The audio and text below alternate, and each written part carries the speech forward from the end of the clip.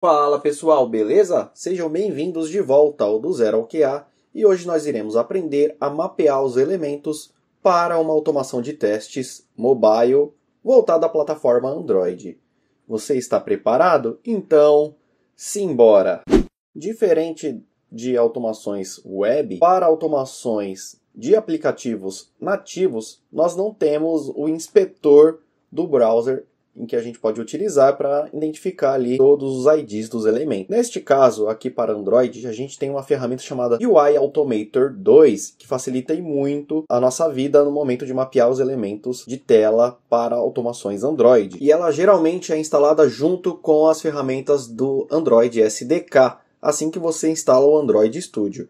Então, para você encontrar o caminho desta ferramenta, basta você clicar neste ícone que está aparecendo aí na tela e o caminho para estas ferramentas estará em tela. Agora que a gente já sabe qual que é o caminho para esta ferramenta, vamos abrir um terminal e usar o comando cd para chegar até esta pasta. Chegando nessa pasta, se você usar o comando ls nos Unix e dir no Windows, você vai enxergar a ferramenta UI Automator Viewer. E, visto essa ferramenta dentro da pasta, basta você digitar // e o nome da ferramenta e apertar o Enter, que ela vai ser executada. Infelizmente, eu não consegui executar o UI Automator 2 pelo meu computador, pois ele é uma máquina Mac OS com o processador M1. E para estes processadores, a gente tem um bug nessa ferramenta que ainda não foi corrigido. Mas a gente tem uma tática para mapear os elementos sem usar o UI Automator para estas máquinas. No caso de vocês, se a ferramenta abriu sem nenhum bug, basta você clicar neste ícone cada vez que você visitar uma tela do aplicativo pelo emulador ou pelo device físico,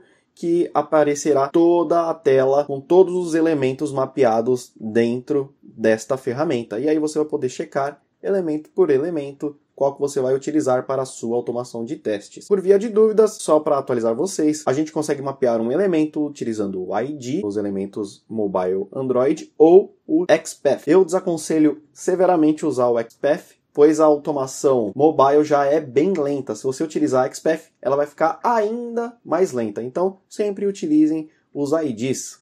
Mas caso você não tenha conseguido abrir o UI Automator 2 por qualquer motivo, você pode usar o Layout Inspector do próprio Android Studio. Basta você clicar aqui no ícone de Tools, selecionar a opção Layout Inspector, selecionar o emulador ou aparelho que você quer mapear os elementos e depois selecionar a Main Activity do seu aplicativo, que aqui no nosso caso é o pztech.stock.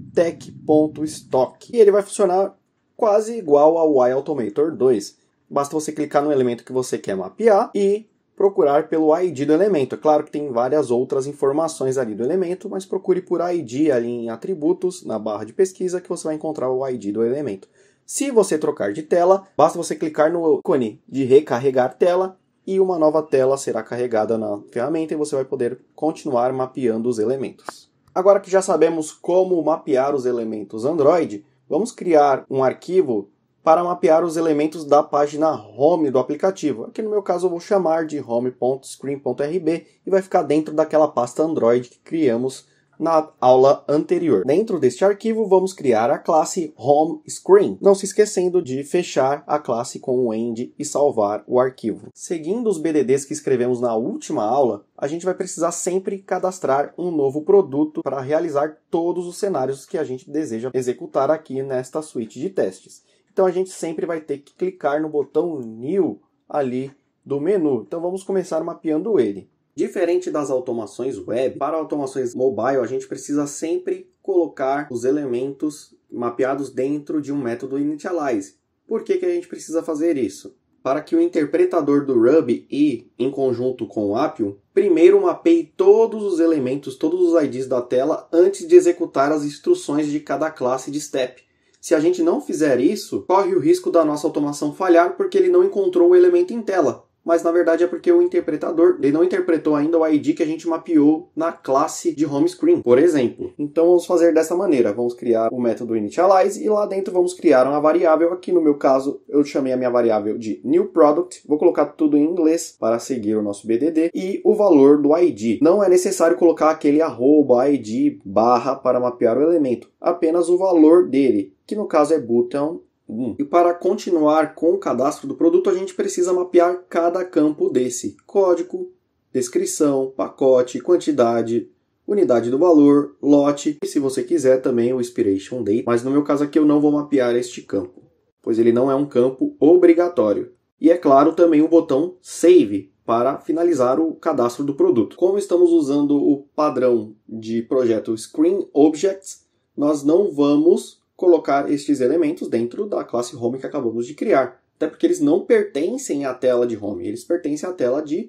registro de produto, certo? Então eu vou criar um novo arquivo, registration.screen.rb, vou criar a classe registrationScreen e dentro desta classe vou novamente criar um método initialize e mapear cada um destes elementos de cada campo daquele, mais o botão Save. E vai ficar desta forma que estou mostrando aí para vocês na tela. Pessoal, para essa aula nós ficamos por aqui. Aprendemos como mapear os elementos para uma automação Android, utilizando tanto o iAutomator quanto o Layout Inspector. E agora vamos ficar com a revisão.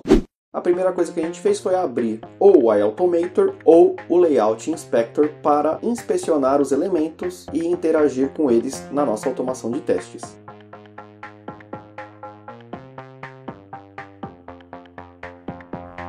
Em seguida, criamos o arquivo home.screen.rb dentro da pasta Android.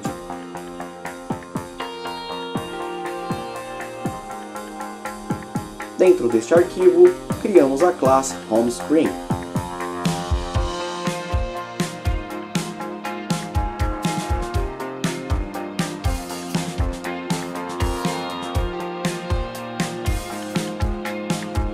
Dentro da classe HomeScreen, criamos o método initialize e mapeamos o elemento de new product. Criamos mais um arquivo dentro da pasta Android, registration.screen.rb, e criamos a classe registrationScreen junto com o método initialize e mapeamos todos os elementos da tela de registro de produto.